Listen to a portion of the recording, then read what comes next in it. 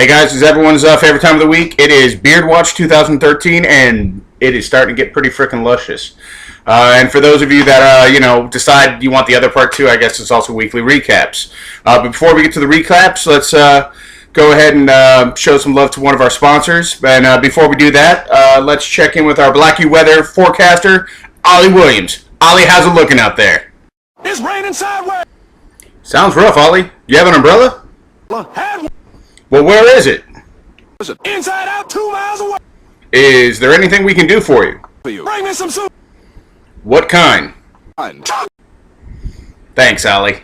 Let's go ahead and pay some of the bills here, and look at this week's weekly sponsor. It is brought to you by the American Association of Retired Persons, whatever. Pretty much just showing you that old people can still be part of society.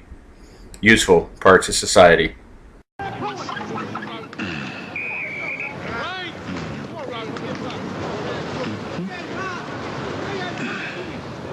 Hey, that's great. But who are the chefs? Not going anywhere for a while? Great googly moogly. Grab a Snickers. You spell it. Yeah. Jesus Christ, old people are ridiculous. When I get that old, I'm just going to be doing heroin and cocaine directly in my pee hole. Woo! On to the first recap. First matchup this week, we have Monkey Fucking a Football versus You Got No Chance, and You Got No Chance had no chance. It was 134 points versus 77 points. You Got No Chance. Time to make some changes, buddy. I mean, Jamal Charles with 23 points was your high score. The rest of the team, not so good. 77 points is not a good score for our high-scoring league. Every so often it happens, but, the other side, Monkey Fucking a Football. Deshaun Jackson was the high scorer, along with the 49ers with 22. Matt Ryan had a good game, but you expect quarterbacks to have a good game. All in all, it was a solid all-around performance. No real standouts, with the exception, like I said, of the 49ers defense.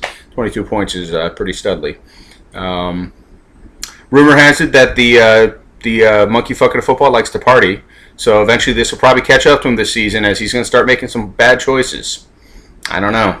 It's something to keep an eye on, but rolls on to 4-1, number 3.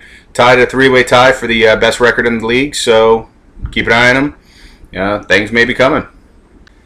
Next matchup, we have the A Gamers versus your mom's favorite team.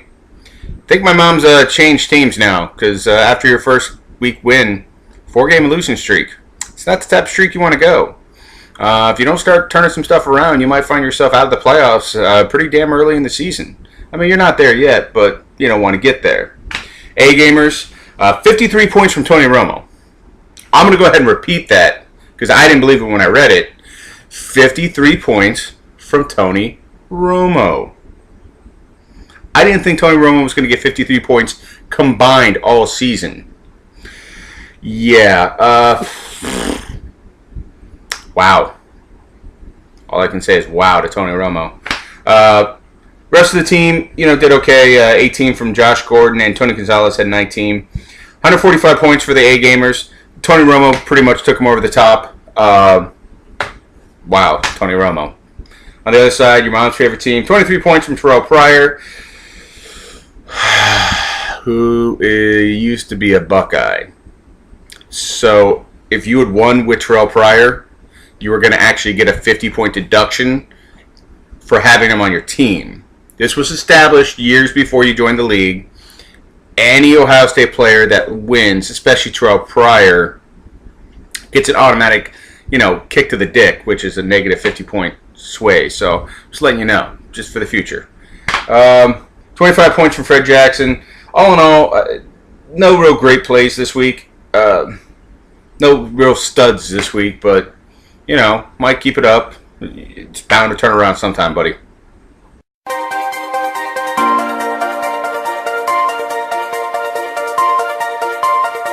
Audio Jungle.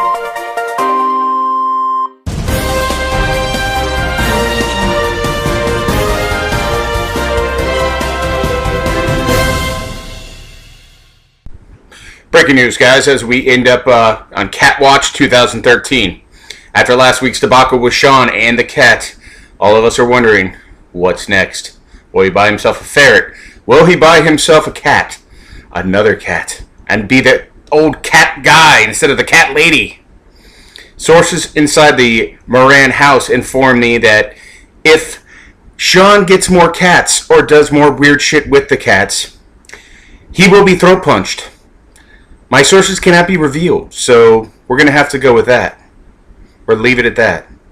Casey, I kept you anonymous, alright? I kept you anonymous. Now on to the recap. Catwatch will continue, but now for the recap. The Drunken Wookiees defeated the Pittsburgh Thunder, done largely in part by Peyton Manning. Peyton Manning, which some would have said that was washed out this year, the Drunken Wookiees decided to stick with, and boy has he been paying off for him. Almost single-handedly winning them 2 to 3 of his games this year. Ridiculous points. This week, 47 points. 47 points. He's probably averaging like close to upper 30s, 40s. That's pretty damn good for, even in our high-scoring leagues, that's pretty damn good to be consistently up that high. Other than that, a couple good players, but 26 points from Jason Witten. And, really, it was Tony Romo that won the game, but whatever, a win's a win. Good job, Sean. On the other side, the Pittsburgh Thunder, 23 points from Drew Brees. And that was kind of it, with the exception of Matt Prater with 18 points. Your kicker got you 18 points. That's pretty studly.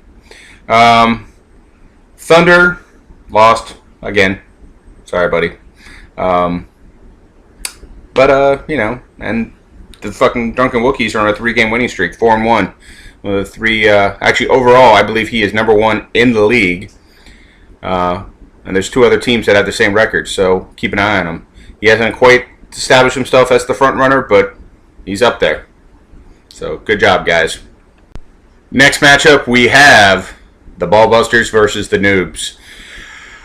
The once great and on top of the league Ballbusters is now on a 2-game losing streak. Things aren't looking good. Unlike our previous recapper, I don't have any animations or some cats to go ahead and wave in your face. Meow. Don't know what the fuck that was about. All in all, not a great day. 20 points from LaShawn McCoy. The rest was kind of boring. They broke into the triple digits, barely, 106 points. Hopefully it was a bye week. I didn't actually check. So maybe if you're in bye week hell, it was just a bad week. If not, time to make some trades or, whatever. I don't know. The other side, the Noobs, did all right. 148 points. Most of it come from James Jones, Dez Bryant, and Jimmy Graham. Jimmy Graham's having an amazing year. Pretty much, I guess those 3 players kind of carried it, but the rest of the team did okay. Not great, but okay. But still, 148 points was a great performance. And he is on a 2-game winning streak. So, must be that fucking Italian luck there coming to help him out. Either that or he called Uncle Gino up in New York to put a couple fixes in. I don't know. Some rough shit, yo. Some rough shit. Case, if you need some pointers. Me and Sean know what's going on. We're both sitting on top of the league. Remember that used to feel like? I bet you do. Last matchup is Show Me Your TDs versus Team Keem Evolution. Team Kev almost turned around this week. It was a close game, 114 to 106. I came down to Monday Night Football. Kev, it's getting close. You're getting closer there. But unless you make some changes, 0-5, 5-game losing streak, you might be finding yourself even out of the playoffs before we're at midseason. It's only a 13-game season, and some of the teams are doing all right. So, time to make some changes, buddy. 0 points for Matt Schwab. Wow. He's a pretty good quarterback, so that really shocked me. He didn't get injured or something like that. He just had a really bad game. 24 points from Hakeem Nicks, who is a Giant. Wait, the Giants still are a thing? They're a team? It's news. Anyone who's a Giants fan, I feel bad for you this season. It's fucking pretty ridiculous. Anyways, to the other team, Show Me Your TDs. Nick kind of squeaked out one. 34 points from Julius Thomas, the tight end on Denver. Past that, the rest of the team, no real standouts. 17 from Eric Decker on Denver as well. So most of his points came from Denver. And that guy, some people have heard of, I think his name is Peyton Manning. Yeah, Peyton kind of carried him. So not much to say about this game. It was kind of a low-scoring game. Not much going on in it, but hey, a win's a win. Keeps the Show Me Your TDs at 4-1, and he is second overall in the league. He's one of the 3 front runners. Well, that can't be called front runners yet, but one of the 3 people that might emerge as a front runner. So it's a team to watch. He's doing good, not great, but still doing good. Kevin. I know I joked about it before, but this time, seriously, you might want to let Kelly pick your team at random because, I mean, shit's about to get real. So, I don't know. Alright, guys. So that was recaps. Couldn't do it. Wasn't really jazzed about it today, and I got shit to do tomorrow, so it wouldn't have happened until Thursday, at which point, what's the point?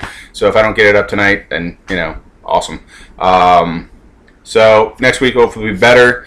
If any of you guys want to do some guest recapping, let me know. You can do it at your house. You pick a game, send me the file, or we can work out doing it together like we did last week.